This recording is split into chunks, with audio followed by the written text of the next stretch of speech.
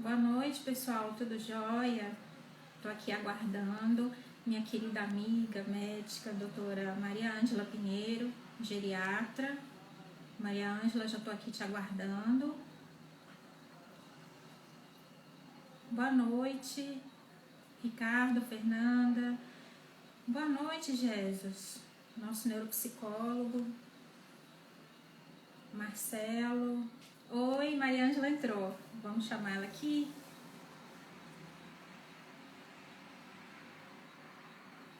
Vou chamar ela agora aqui.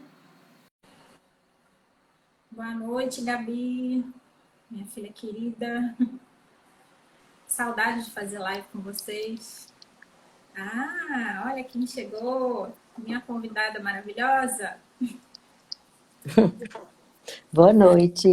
Boa noite. Como é que você tá? Tudo bem. Tá me Quer ouvindo dizer, bem, Ângela? estou te ouvindo super bem. Eu também. Tranquilo. Tô te ouvindo bem. Só assim, pra gente se reencontrar, né, minha querida? Darkley, que difícil que foi chegar até aqui, hein? Poxa vida. Que Achei que a difícil. gente não ia dar conta de chegar. É. Você está acabando de chegar, não tá? Do trabalho? Tem uns minutinhos. Eu tô ainda respirando assim, Então né? respira, Mas essa acalma, para a live gente é muito poder boa. conversar um tiquinho. Eu Ok, gosto dessa querida. adrenalina pré-live. É, Eu gosto sim. então. Mas é muito bom, ainda mais batendo papo assim com pessoas tão queridas e competentes aí como você. Maria Ângela, se Oi, apresenta, querida. por favor. Se apresenta para o Ok, pessoal aí. ok. É Tem difícil, muita né, a gente se história de apresentar, claro, os meus mas conhecem. ok. Então, eu sou Maria Ângela, fazer igual meus alunos fazem. Eu falo assim, É, quem é você? Aí eles começam, falam o nome inteiro, fala a idade. Eu falo, não, a idade eu acho que a para mim tá idade é. muito. Chega, né? Então, eu sou Maria Ângela, eu sou geriatra, eu trabalho aqui em Montes Claros, estou aposentada pela Unimontes. Estou não, sou aposentada, né? E trabalho hoje como professora na FUNORTE, atendo meus pacientes no consultório, também atendo na casa dos pacientes e agora a abençoada telemedicina. Jesus, que benção! Saber Assim, usar, tá valendo super a pena, né, Maria Ângela? eu acho porque ontem mesmo eu atendi uma paciente do Maranhão, gente.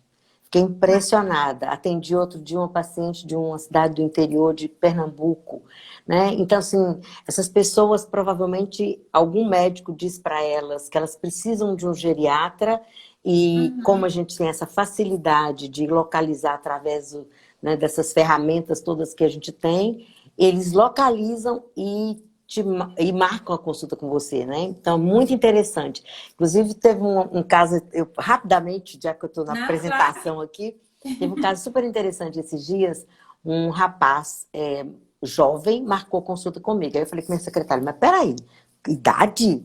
20 e poucos anos? Ela falou, eu Aí, falei, não, tá não, bem, não atendo jovem, né? De forma nenhuma. ah, No mesmo dia, uma outra moça de 20 e poucos anos. Aí eu pedi minha secretária para ligar para eles e perguntar se eles sabiam o que era geriatria, que o geriatra é um médico que atende pessoas mais velhas ou mais idosas, né? Não quer dizer que a gente não possa atender uma pessoa jovem, mas não tão jovem.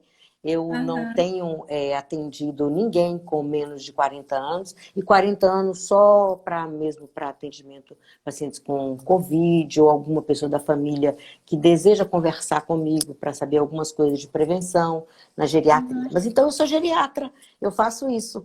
Eu acho que é o que eu mais faço na vida atualmente, depois que os filhos foram embora, que o ninho está vazio. Tem uma consultora de imagem aqui, tem Raíssa, inclusive eu estou aqui ocupando o espaço dela, Que bom. mas exatamente. Fora A isso, gente tem eu nossas acho que a coisa que eu mais assistentes gosto é aqui, isso. né? É verdade, verdade, querida. Então pronto, é isso que eu sou. A gente fala que a gente é relacionado geralmente com profissão. A gente parece que perde o papel social, né, de ser essa pessoa que se relaciona com o mundo e de repente a gente vira só profissional, né? Mas a coisa que eu mais gosto de fazer é atender paciente idoso mesmo. Isso é atender o idoso e sua família. Então, é isso. E os alunos, viu, gente? Fazer a medicina com amor Ainda mais nessa área, né, do idoso, que precisa desse acolhimento, não é só da receita médica, do pedido de exames, ele precisa Verdade, do é verdade. acolhimento, da paciência e lidar também com as angústias da própria família, né, ou de quem cuida, porque na verdade essa consulta não é para o paciente sozinho, normalmente é um paciente que vai acompanhado, que você passa as informações, as orientações para a família também. Então, você cuida da família. Darclay, mas você sabe que mudou um pouquinho o perfil desse paciente nosso? Tem ido muito Mais idoso, autonomia? autônomo, independente.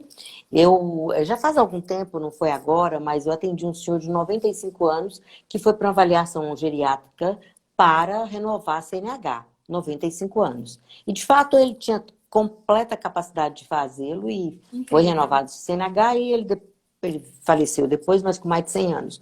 Ou seja, tem pacientes que vão sozinhos, viu? Independente da idade. E isso é muito Interessante. legal. Eu não pergunto mais se o senhor ou a senhora dirige, porque comumente o paciente fala assim, eu guio moto. Aí eu falo, hã? Então, assim, é um paciente que é motociclista, né? Uhum. Deixa o carro na garagem, porque a moto lhe dá muito mais autonomia no trânsito, não é?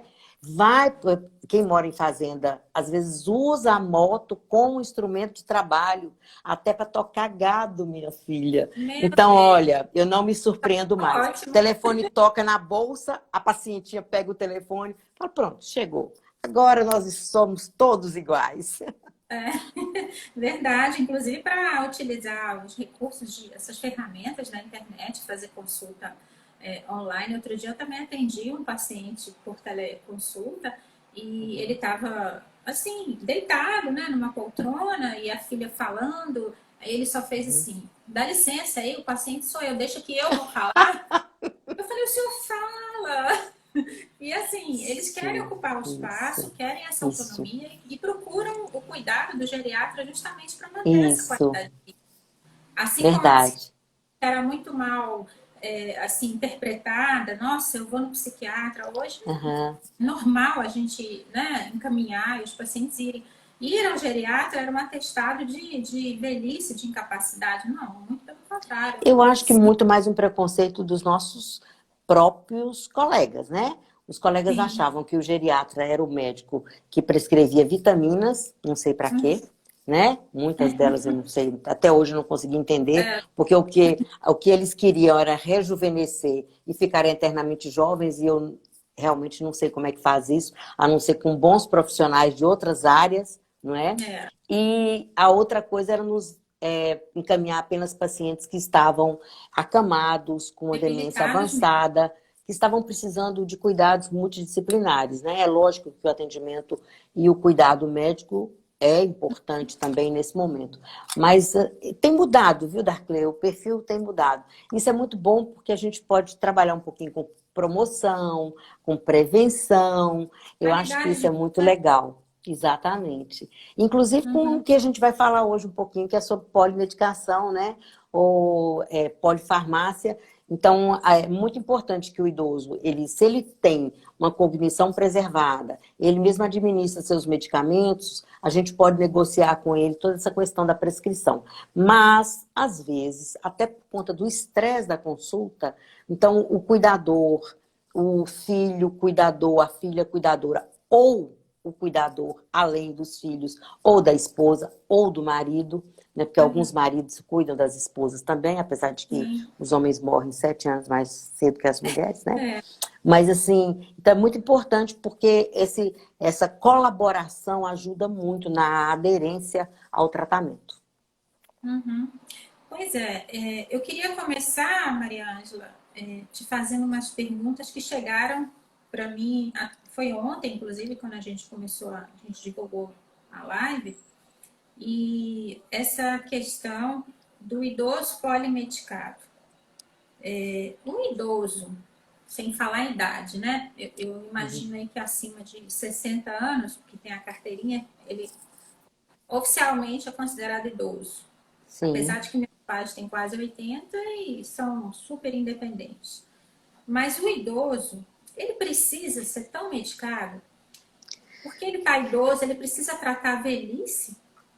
Uhum. Eu gostaria de começar dizendo o seguinte, que polifarmácia ou polimedicação, ela tem um Uhum. conceito que pode ser qualitativo ou quantitativo, né? Não há um consenso de quantos medicamentos, além de uma média de 4 ou 5 ou mais medicamentos, que configure uma polifarmácia, né? É. Mas também esse conceito ele se estende para a questão da iatrogenia também e a qualidade desses medicamentos. Então, o idoso pode estar usando até mais do que 4 ou 5 medicamentos, que a gente já poderia considerar como uma polifarmácia, mas a inadequação dessa medicação também pode contribuir com o malefício dessa medicação, que é isso que eu acho que é muito importante a gente compreender. Porque, na Uhum. verdade, não é uma. A prescrição medicamentosa, ela tem que ser muito cuidadosa. O médico tem que saber o que o paciente já está trazendo de prescrição. Na maioria Uhum. das vezes, não há uma cultura de se levar a bolsinha, né, com todos os É. remédios, Uhum. levar a prescrição do médico, porque E não é a incomum, alimentação também, né? O que compra lá no balcão e não está na e receita. trocam também. E há uma troca também no balcão. Então, a gente tem todo um processo, né? Mas o mais importante é a gente identificar que tanto a quantidade, ou seja, então a gente vai ficar aqui com o conceito de que 4 ou mais medicamentos já poderia ser considerado uma polifarmácia, não é? É. E que a qualidade desses medicamentos também, apenas um medicamento inadequado nessa lista de medicamentos, mesmo que o paciente esteja usando mais do que essa quantidade, não é? A qualidade, inadequação dessa medicação também configura uma polifarmácia com todas as suas consequências. O que eu percebo, Maria Ângela, inclusive que eu peço a ajuda aí de vocês, né, esse tratamento multiprofissional é incrível, como que dá resultados, né? Uhum, É o idoso que chega até o neurologista, mas ele tem acompanhamento com cardiologista, com ortopedista, uhum, enfim. E às vezes chega com os quadros de sonolência excessiva, confusão mental. Muito antes de eu investigar a possibilidade de uma nova doença neurológica ou neurodegenerativa, eu vou perguntar o que ele está utilizando. Como é que ele utiliza a receita que foi prescrita? Porque ainda tem isso uhum, também. Ah, não, uhum. doutora, aqui tem 3 comprimidos por dia, não dou conta de lembrar desse horário, eu tomo só aqui e aqui. Ou que horas que você toma o comprimido? Não, é de noite. Então, não tem aquela regularidade de Seguir a receita, prescrição. ou fica trocando receitas no posto Uhum, de uhum, 2, 3. Você tem receita, eu já vi receita de 4, 5 anos com a minha letra ali. Não, continuo uhum, tomando. Então, assim, essa questão, como que faz a utilização do fármaco, mesmo que sejam uhum, 2, 3 ou 4, uhum, como você está uhum. falando super bem, a questão não é a quantidade, é a qualidade, a forma que isso está sendo combinado para a questão de interação medicamentosa, isso aí influencia muito na aderência a tratamento também e no Perfeito, resultado, né? Porque perfeito. eu faço mesmo esse link com vocês, porque muitas vezes a gente sabe que aquela interação medicamentosa, ela pode trazer mais efeitos colaterais e esse paciente vai passar no outro especialista, ele vai fazer a queixa, né? Vai falar sobre o novo sintoma, a vertigem, por exemplo. Eu acho que é um ótimo exemplo para você até falar um pouquinho para a gente. E esse paciente vai ser medicado mais uma vez. Às vezes usa medicamentos que são do mesmo grupo farmacológico, que tem nomes Redundância parecidos. medicamentosa, exatamente. É um Toma vitamina, problema também, né? toma cálcio com a vitamina D, aí toma injeção de B12, aí toma Uhum, a B12 sublingual. E o paciente está vendo ali o nome da marca, uhum. muitas vezes ele não vai investigar, será que é a mesma coisa? Por que estão me passando a mesma substância? Você sabe que é um ou outro que vai, né, ter a Não tem condição. assistência farmacêutica adequada nem na rede pública nem na rede privada. Porque Uhum. caso eu fizesse uma prescrição com redundância, que foi esse exemplo que você acabou de dar, um paciente que chega, por exemplo, tomando vários hipotensores e, Isso. inclusive, fazendo uma hipotensão ortostática, né? Uhum. Vários diuréticos, quando ele não deveria estar usando nenhum, porque ele também tem uma incontinência urinária e ele está levantando também à noite para ir ao banheiro, perdendo o sono e depois entra no processo da cascata medicamentosa, que dá para esse paciente uma medicação para ele dormir, quando, na verdade, o que nós tínhamos que fazer é uma revisão dessa medicação dele e retirar, fazer uma desprescrição. Mas quando você estava falando, me ocorreu o seguinte, que o paciente que é perfeccionista, ele ainda é muito mais vítima da iatrogenia medicamentosa. E só para quem ainda não sabe, iatrogenia, a palavra iatros vem de médico ou de assistência médica, né? Vem do grego, e a gênese desse problema, então, seria uma ação médica e não é uma ação boa, é uma ação ruim. Então, uma ação que cause algum dano para o paciente. Então, nessa circunstância, nessa situação, o paciente muito aderente, ele sofre mais com a possibilidade de ser vítima de uma iatrogenia mesmo. Então, uma coisa interessante... Tolera mais efeito colateral, acha que é assim mesmo. E é verdade. E o efeito colateral, o efeito adverso dos medicamentos é considerada um problema invisível, mas mortal para o idoso. Né? Aqui eu estou falando mais de idoso mesmo, porque é um paciente que tem toda a composição corporal modificada, então o metabolismo das drogas, ou dos medicamentos, perdão, eu sempre falo droga, mas não é medicamento, viu, gente? Remédio. Então, ele é diferente no idoso. O idoso tem mais gordura corporal, tem menos água corporal. Então, os efeitos, por exemplo... Né? Então, esses medicamentos ficam mais tempo agindo no corpo desse idoso. E essa ação prolongada, ela propicia um efeito muito mais grave, como, por exemplo, uma queda, uma fratura. E nessa situação que você disse muito bem, o fato do paciente usar um medicamento inadequado, essa interação com outro, e não precisa ser nem inadequado, desculpa, mas ele usar um medicamento inadequado, ele pode ter que ser hospitalizado por conta desse uso inadequado desse medicamento. E é uma das principais causas de hospitalização.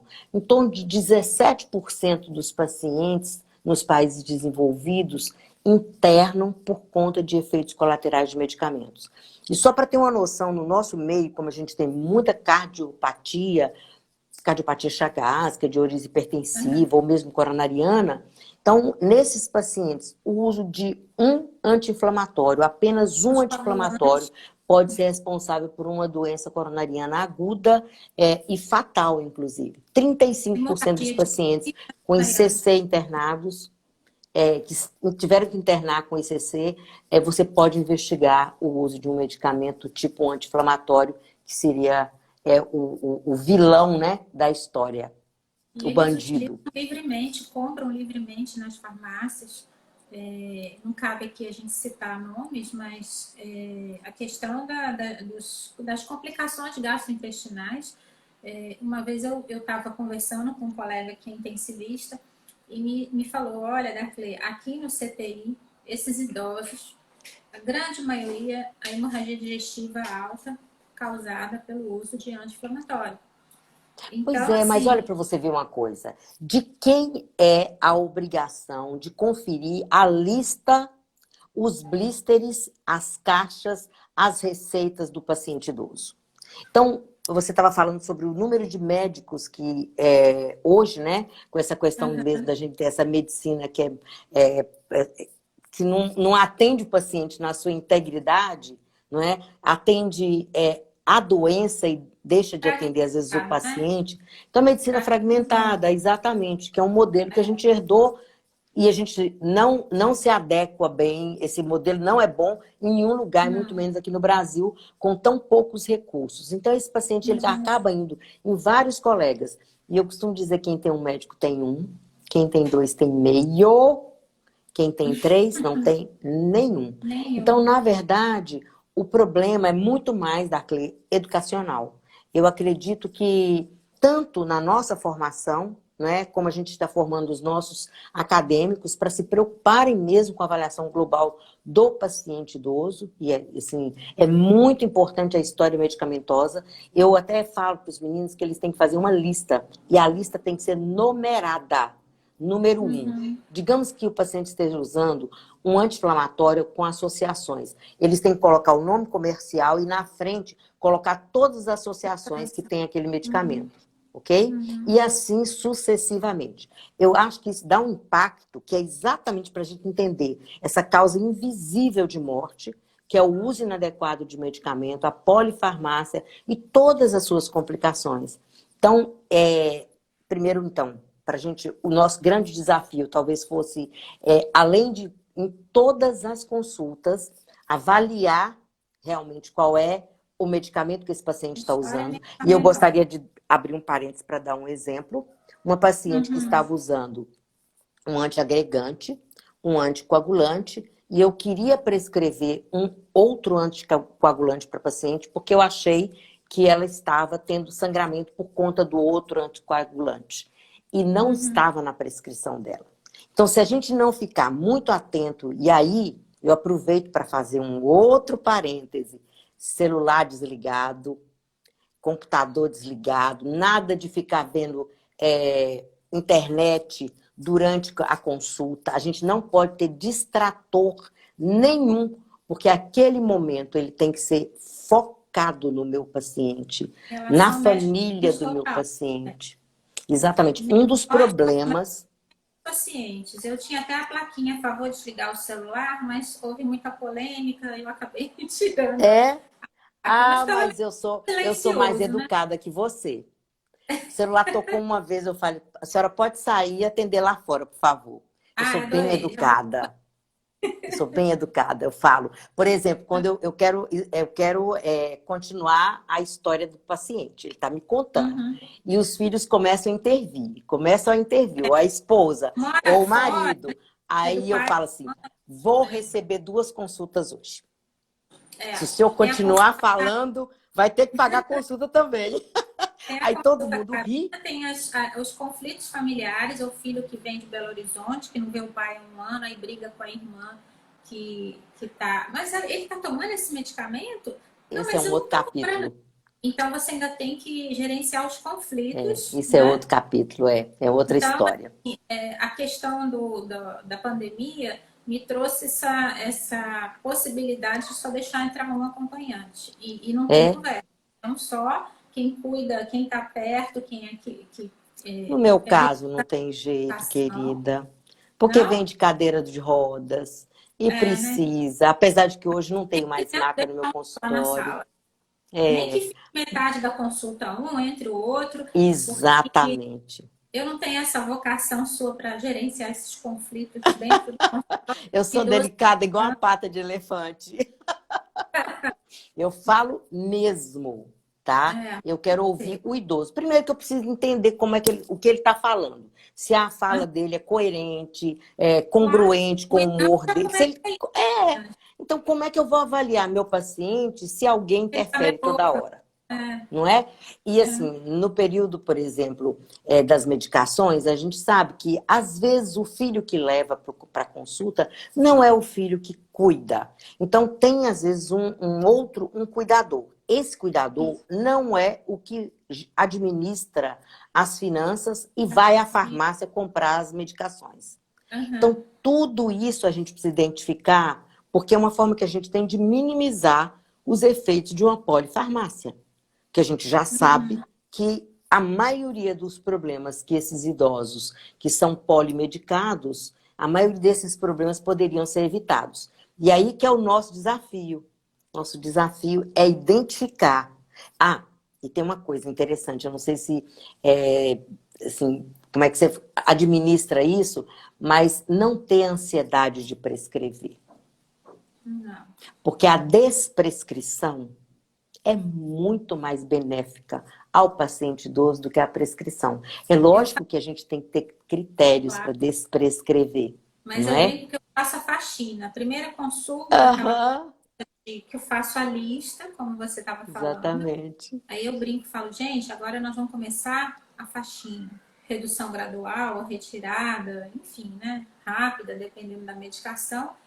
Porque, e também outra coisa, começar mais de um fármaco na mesma consulta, dependendo da situação, Darkley, não eu é, não dou conta. Eu não falo que a dou, psiquiatria, eu adoro a psiquiatria, a psiconeurogeriatria. Eu acho que é, assim é tão importante para a gente, né? A gente tem essa tem tudo, interação mesmo. é, Mas eu acredito, eu vejo que meus colegas eles são muito mais incisivos em relação à prescrição.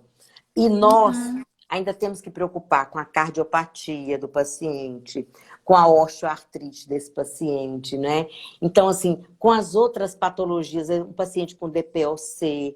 Então, é um paciente, gente, DPOC, eu não sei quem está nos assistindo, mas DPOC é doença pulmonar obstrutiva crônica, né? É uma asma, bronquite. Eu vou falar tudo assim, não é, nem todas se encaixam, mas e os enfisema, obstrutiva do etc. sono, aumentando a chance de doença cardiovascular. Pacientes que Exatamente. utilizam os benzodiazepínicos, que é um grupo, para quem não conhece, é um grupo farmacológico relacionado a medicamentos para insônia, os PANs da vida, né? E esses pacientes têm maior risco de quedas. Eu não tenho essa ousadia toda de prescrever mais de um fármaco da psiquiatria. Não estou aqui Que para age no sistema criticar, nervoso central. Uhum, cada um na sua competência. Eu não sou psiquiatra, apesar da área ser muito próxima, a gente caminha muito uhum, próximo, né? uhum. Mas eu, às vezes, eu me assusto, Maria Ângela, porque o paciente tem uma insônia, aí por algum motivo, até no posto, na atenção Tem primária, insônia porque tem dor, Darkley. Porque toma um tem dor, antipsicótico, tem que aí tratar a dor, gente, para né? opioide para esquecer a dor durante o sono, quer dizer, não trata a causa, né? Você acabou de falar alguns medicamentos dos critérios de Beers, que é um critério que a gente tem norteador exatamente para a gente evitar esses medicamentos que são muito mais maléficos para o paciente do que benéficos, né? Aí você falou de codeína. Eu tenho pavor de codeína. Pavor. A minha Atenção, experiência pessoal com codeína foi péssima, prescrita por um profissional, porque eu tinha uma dor que se encaixava nos critérios para o uso da codeína, mas minha experiência foi horrível. Então, eu acredito que o paciente que tem uma constipação intestinal, ele pode fazer um fecaloma, uma obstrução intestinal pode evoluir para um abdômen agudo por causa de uma medicação, né? Um paciente pode fazer uma retenção urinária, né? Então, assim, uma medicação que talvez se a gente avaliasse melhor, não é? A causa daquela dor e talvez a gente conseguisse fazer uma prescrição melhor ou verificar outros medicamentos que esse paciente poderia, né, ter em casa, que a gente também não precisaria comprar mais um medicamento. Isso também eu acho que é muito importante porque, gente, remédio é caro, viu? a Remédio é muito maioria caro. dos brasileiros, eu acho que a pensão, a aposentadoria, não chega nem a conta da farmácia se for pagar à vista, né? No final do Não, não mês. dá, não dá. A E é um receita não vai. comprometimento, às vezes maior do que o supermercado. É muito complexo. Ainda bem que tem, né? A farmácia SUS. É Mas verdade, é muitas vezes verdade. o paciente também não é orientado, que na farmácia popular ele tem a condição de praticamente pegar de forma gratuita um medicamento, por exemplo, antipertensivo de uma boa marca, não necessariamente de um laboratório pouco confiável. Então, assim, inclusive na minha área, batendo um pouco com a geriatria, a doença de Parkinson batendo muito, né, essa área de estudo de movimento, e o paciente de Parkinson, eu não posso me ater ao tremor, à rigidez. É um paciente, Maria Ângela, que a gente vê, ele chega lá, ele está com tremor, a família fala do tremor, ele fala, aí eu pergunto, como você falou, a família fala, mas quem tem que falar é ele, se ele tem condições de falar, até porque o parkinsoniano tem dificuldade na fala, desartrofonia, tem a disfagia, acumula saliva, então assim, já é uma forma da gente estar examinando esse paciente, e a parte cognitiva principalmente. Então, Tardia. ele chega para mim com dor crônica. Essa E é dor difícil o controle, viu? A dor do é parkinsoniano mobilidade, é é a difícil. rigidez. Aí a gente entra, por exemplo, o ortopedista, ele foi no ortopedista antes do diagnóstico do Parkinson, porque ele tinha uma limitação na amplitude de movimento de um ombro, que é o braço que, por exemplo, tem a rigidez, a bradicinesia. Então, esse paciente é medicado com derivado opioide.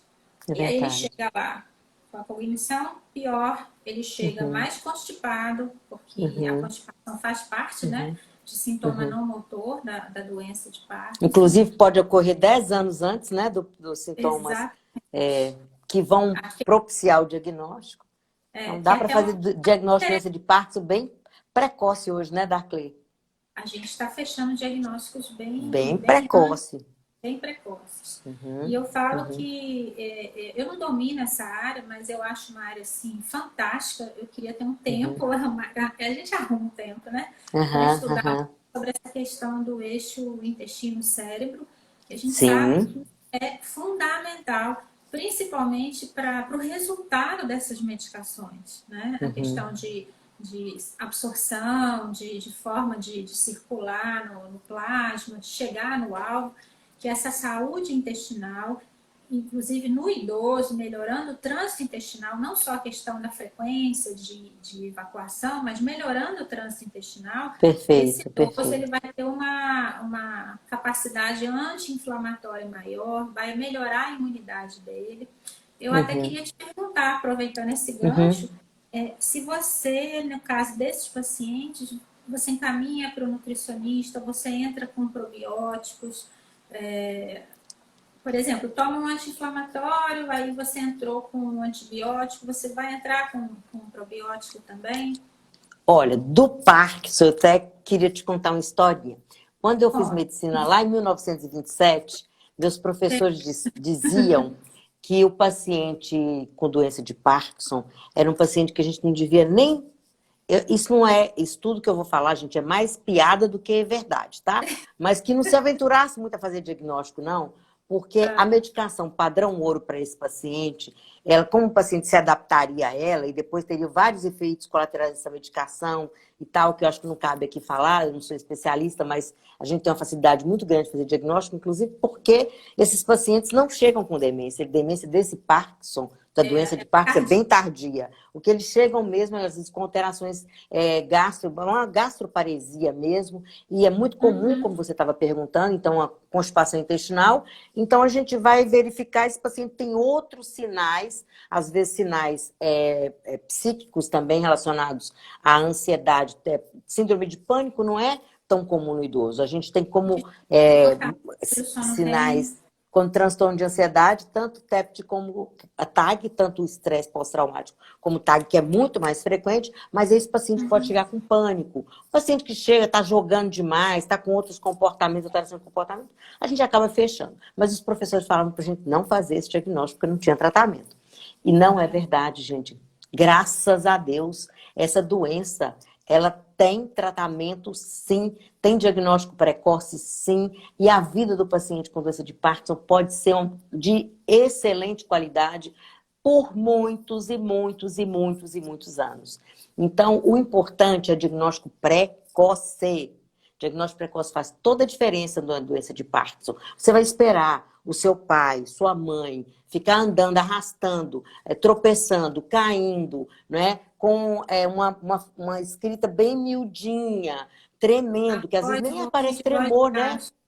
Nem aparece tremor. Então, assim, e é uma doença que ela é muito prevalente, a doença de Parkinson é muito prevalente em pacientes mais idosos. Evidentemente que a gente tem o Parkinson precoce, que está relacionado com outras coisas. Mas, assim, na verdade, então, essa medicação para esse paciente especificamente, e você perguntou sobre o tratamento para melhorar essa condição gastrointestinal, sim, é fundamental. Mas eu vou te falar uma coisa.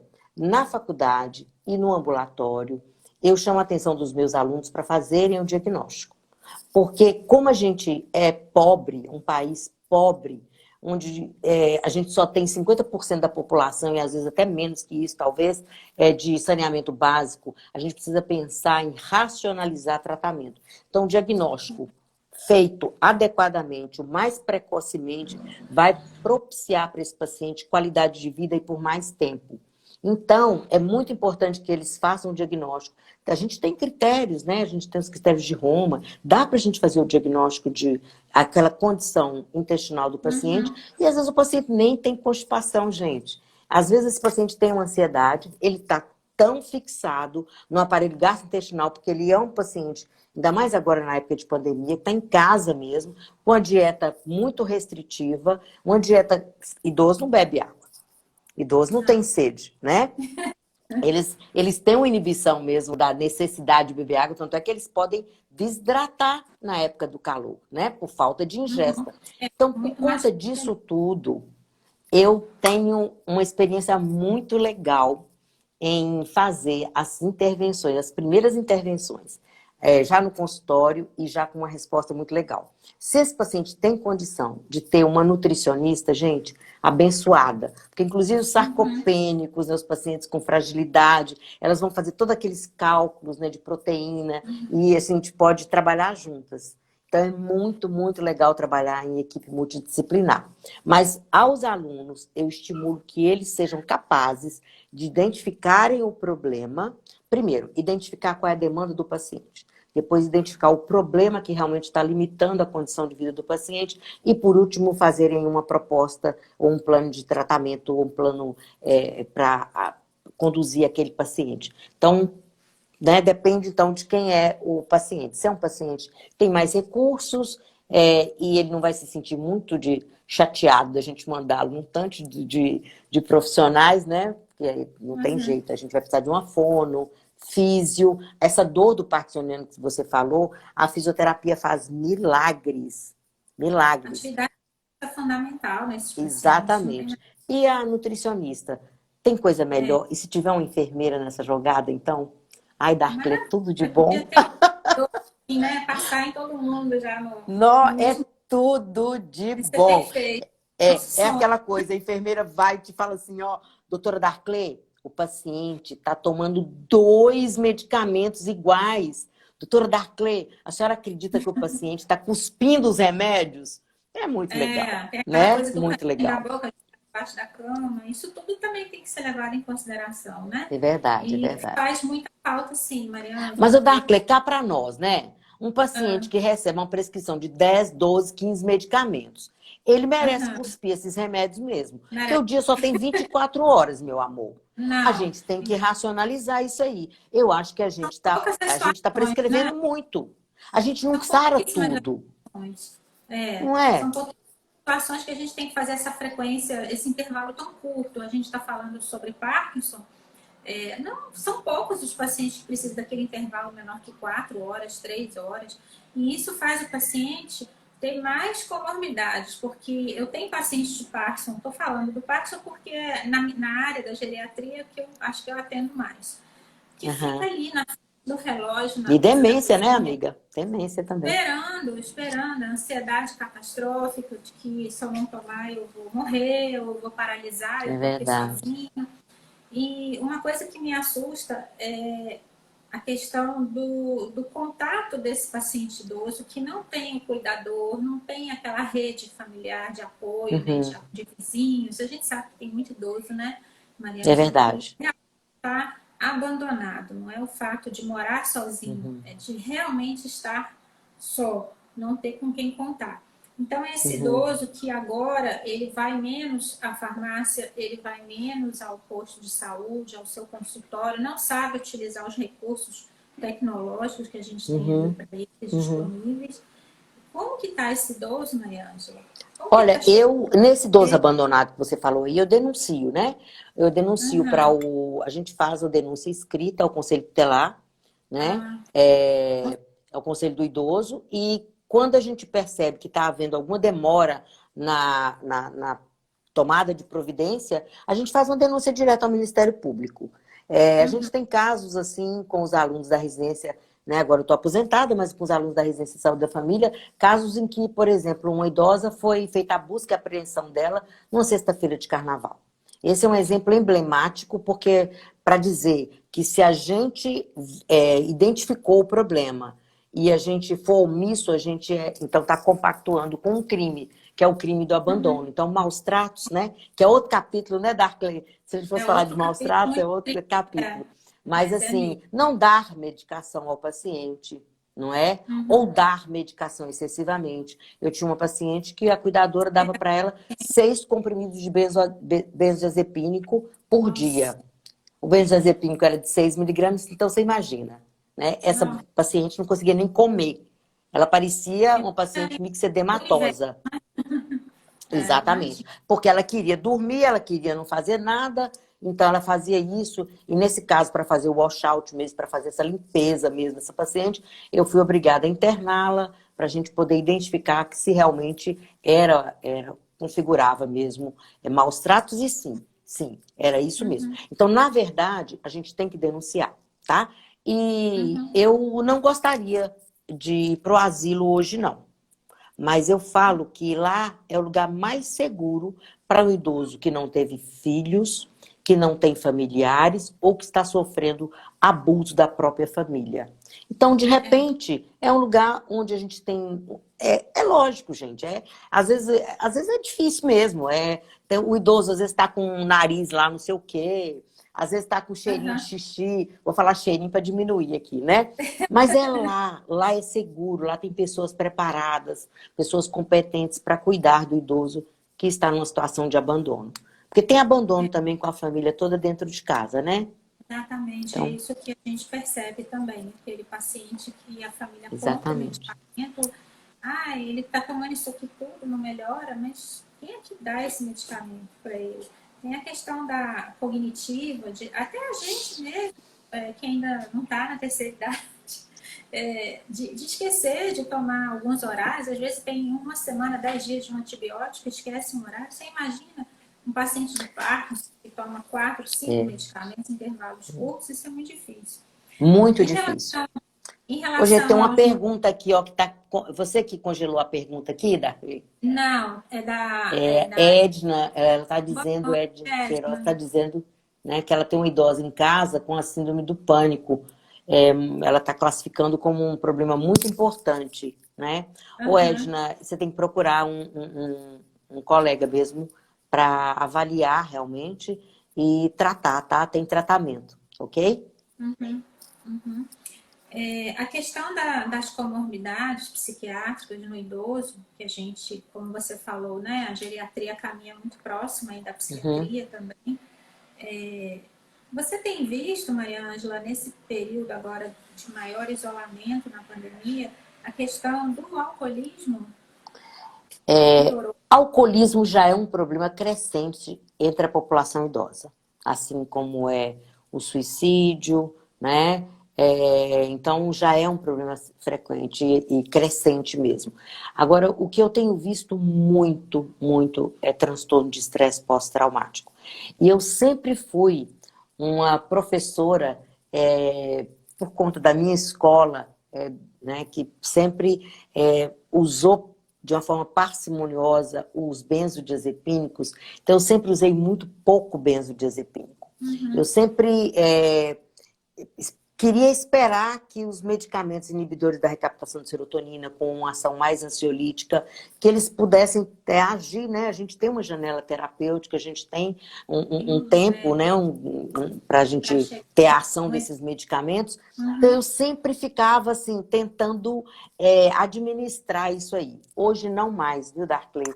Hoje eu estou Não muito espera, né? liberal em relação a tratar incisivamente. Então, se o paciente chega no consultório, sabe, eu prescrevo mesmo. E é lógico que a gente sabe que quando a gente associa uma medicação que vai atuar na ansiedade desse paciente, mas só vai atuar daqui a 4 ou 8 semanas, depois a gente pode tentar um desmame. Mas eu estou muito liberal, porque nós não estamos num momento comum, nós estamos vivendo uma pandemia que tinha, entre aspas, tempo para acabar, mas não tem mais. Então, nós Exatamente. precisamos agora tentar ser felizes, né? Tentarmos achar estratégias para viver a vida com intensidade, para buscar resgatar a nossa liberdade, a nossa vida, apesar da pandemia.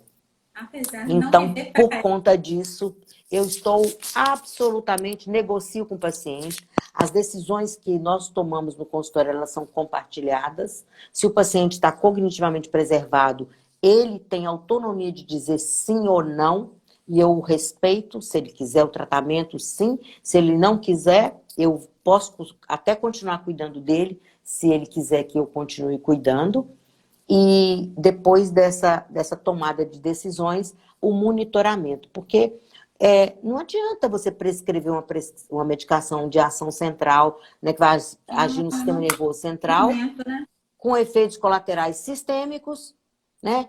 No caso dos benzodiazepínicos que nós falamos aqui há pouco, que pode causar queda, pode causar alteração da cognição, diminuição de reflexos, acidentes nesse paciente. Se for um paciente, por exemplo, que guia um veículo, ou se for um paciente que ainda está trabalhando na serralheria dele, usando serra elétrica, não é? Então, tudo isso a gente tem que saber, porque a gente pode prescrever, eu prescrevo, né? Eu prescrevo muito mais hoje. E em relação ao álcool, o álcool, ele entra muitas vezes como substituto para tratamento de uma doença neuropsiquiátrica, né? Ou psiquiátrica. Então, se o paciente ainda não é uma pessoa dependente, né? Se ele não tem abstinência e tal, né? O que configura a dependência ao álcool, a gente tem que negociar com esse paciente a interrupção do uso, assim como a gente faz com o cigarro também, que a gente já tem evidências de que, de fato, é muito mais danoso, né, para o cérebro, né, e para outras situações também no paciente idoso. Não tem benefício nenhum do abuso de absolutamente nada, né? Nada. Nem de doces. Nem de doar, nem me fala. Isso aí fica em off. Verdade. Maria Ângela, chegaram outras perguntas aqui para mim sobre a questão. A gente está falando de polimedicação, mas está naquela fase de tratamento imediato do Covid. Normalmente são vários medicamentos introduzidos, né? De uma vez, não dá para ter essa parcimônia de vamos fazer um, ver se tem efeito colateral, vamos entrar com o outro. E esses pacientes já são polimedicados pelas doenças prévias. O que você tem a me falar a respeito disso? Você está vendo muita iatrogenia? Você está vendo um benefício realmente nesse tratamento imediato do Covid? Eu estou falando em pacientes idosos mesmos, né? A partir de 65. A resposta é sim. Eu tenho um grupo de colegas que a gente tem procurado estudar, inclusive a gente tem estudado as madrugadas adentro, né, porque a gente tem tido a oportunidade de ser procurado por alguns pacientes na fase inicial, e que bom que quando eles nos procuram nessa fase, e a gente precisa classificar o risco desses pacientes, então a gente tem um score de risco para classificar, e o tratamento imediato, ele deve ser aplicado para todas as pessoas com qualquer problema, não é? A gente não pode perder a janela terapêutica para tratar. Exatamente. E se é idoso, ele vai tratar. Não existe medicamentos dentro de um pacotinho, de uma sacolinha, tudo igualzinho, que eu vou dar para todo mundo. Primeiro, eu preciso classificar a fase que o paciente está, se ele está na fase 1, na fase 2A, 2B, né? Ou se eu tenho que mandá-lo para a internação mesmo. Mas, assim, sim, o tratamento imediato, ele salva vidas. O tratamento tardio, ele tem matado as pessoas nesse momento tão difícil que nós estamos passando. E isso não é uma questão de fé. Eu não preciso acreditar nisso. É uma questão de estudar. Eu sei que é difícil, eu sei que é muita informação, eu sei que nós estamos sendo bombardeados com estudos todos os dias, com experiências de colegas, né? Por exemplo, corticoide, né? Quando o ano passado alguns colegas já estavam usando corticoide, né, no início da fase inflamatória, quanto que houve crítica em relação a isso, e hoje nós sabemos quanto o corticoide tem salvado vidas mesmo, e sim, eu trato meus pacientes idosos também. Mas o tratamento é sempre uma questão de respeito de autonomia, ou seja, ele tem que ser informado do que é que o médico está propondo, quais são todos os efeitos colaterais, efeitos adversos e os efeitos esperados no tratamento, se ele aceita, não é?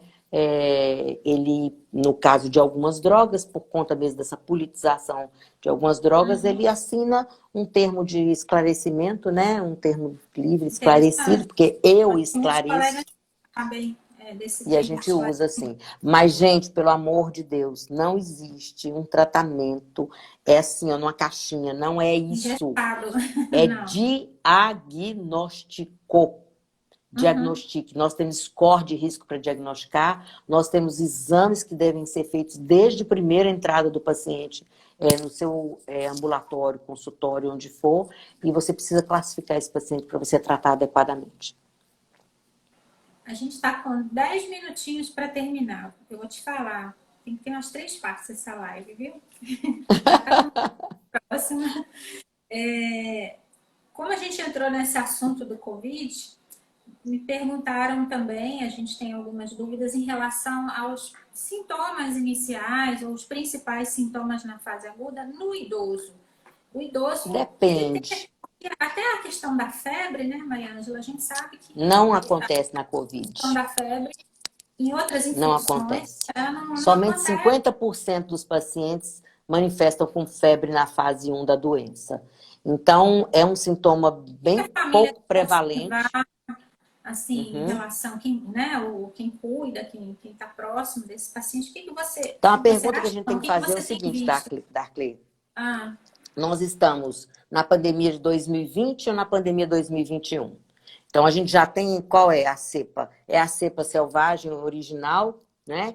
Ou é uma cepa nova, nova entre aspas, né? Uma cepa mutante, né? Então, isso é que vai fazer a grande diferença no nosso diagnóstico.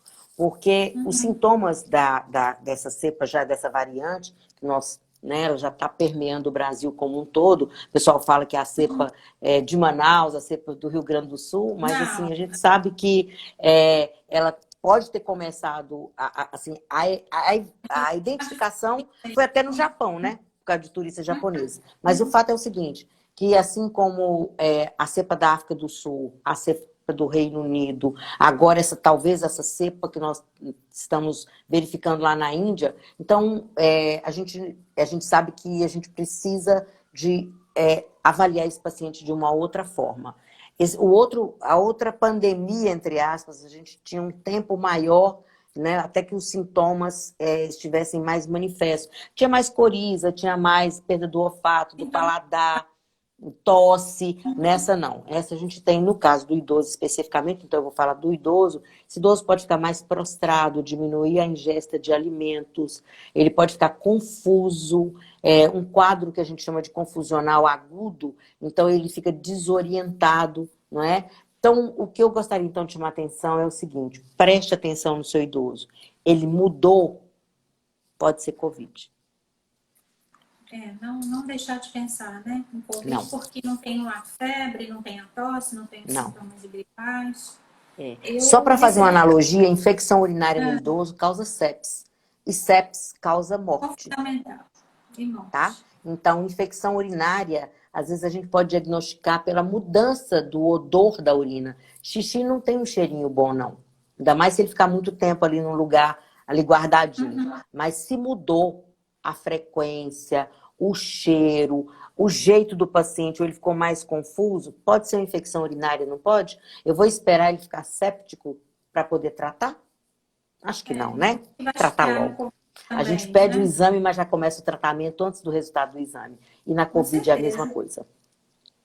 A questão até de receber esses resultados, essas sorologias muitas vezes são coletadas em períodos que não são adequados e não são 100% sensíveis. Darkley, né? Eu aprendi em 1927, quando eu formei, que diante de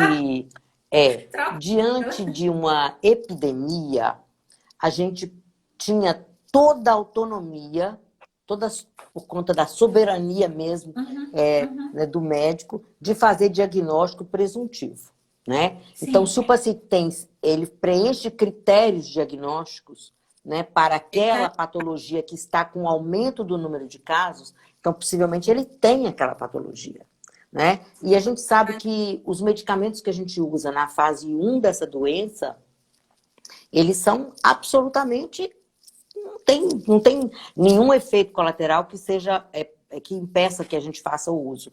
E aí nós pedimos exames, né? A gente tem que pedir desse paciente provas inflamatórias, né? Importantíssimo, né? Então, e aí a TC, eu peço TC bem precoce nesses pacientes, tá? E até hoje eu não tive nenhuma TC normal. Ou Tomografia de seja, tórax, a né? possibilidade é Só para muito grande. saber. Tomografia Pneumonia completa. viral mesmo, em todos os casos. Até hoje não tive nenhuma. Eu sou a chata que tem que cortar, mas o Instagram é mais chato, ainda que corta sem a menor educação, tá? Então, faltam 5 minutos e, claro, a live é para você também, principalmente, né? Eu tô aqui mais como entrevistadora hoje e eu queria que você deixasse aqui uma mensagem, falasse um pouquinho essa questão da atenção à polifarmácia e o que a gente pode estar melhorando aí na qualidade de vida desses nossos idosos. Ok. Primeiro eu queria te agradecer porque eu não sou uma pessoa que tem essa facilidade de vir para cá e ficar conversando, batendo papo. Eu tenho mais dificuldade. Eu falo mais ali na sala, tomando um Ah, é? cafezinho, um cappuccino, até uma taça de vinho. Mas aqui, Ah, então eu queria te agradecer mesmo pela oportunidade de imagina. estar aqui batendo esse papo com Muito você, tão feliz de você ter gostoso. o convite. Muito, muito obrigada. E assim, eu queria deixar então essa frase aqui, que de fato a polifarmácia é uma causa invisível de morte. Então, para que essa causa seja visível, há necessidade de que a gente avalie o nosso paciente globalmente, faça sempre essa lista de medicamentos e estudemos sobre remédios. Os medicamentos eles podem Tá? curar, mas quando prescritos inadequadamente, principalmente nosso paciente idoso, ele pode causar a morte desses pacientes, no mínimo a internação, que ao longo dos dias no hospital, outras complicações podem surgir e esse paciente tem um fim que não é aquilo que nós desejamos. Então, medicamento sim, mas polifarmácia nunca. Estudar muito sobre farmacologia, principalmente. Eu falo para os alunos que estão começando agora, os recém-formados, gente, tem aplicativo de interação medicamentosa, tá na dúvida, coloca lá os nomes, vai aparecer a bandeira vermelha ou a bandeira verde falando das interações. Não tem que ter vergonha disso, não sei todas as interações. Você não sabe, formado em 27, eu em 29. A gente Não sei não tem mesmo e não tenho vergonha. Ó, não eu pesquisar, tenho vergonha quando eu esqueço de fazer isso. e tem que fazer, e tem que ser na frente do paciente mesmo, e lembrar que o idoso ele tem toda essa diferença metabólica aí na questão da farmacodinâmica do medicamento, e que não é metade da dose, tem que calcular de acordo aí com todas as outras comorbidades e interações. E eu fico muito feliz de ter você aqui por perto, no norte de Minas, saber para quem que eu vou mandar meus pacientes policomplicados e polimedicados, porque a questão não é só o conhecimento científico, todo esse amor pela medicina, esse envolvimento, faz toda a diferença, pode ter certeza. E eu te agradeço muito por você ser essa geriatra incrível e tá aqui, ó, pertinho da gente. Nós vamos ter que marcar outra, Maria Ângela, Ok, porque obrigada. Tô aí. neurodegenerativa a gente pode marcar É outra só sobre pegar neurodegenerativa. aqui pelo pescoço. Vamos fazer uma foto? Como é que faz? Minha assistente aqui, ó, vai me É um ensinar a fazer a foto. print. É um print, né? Peraí que eu Vai vou. dar. Coraçãozinho.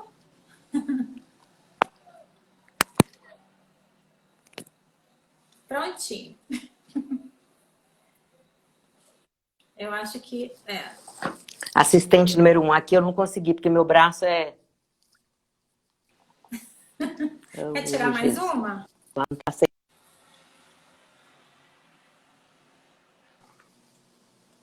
É a mão, gente. É a mão. Eu te mando aqui, se você não conseguir. Eu vou mandar para você.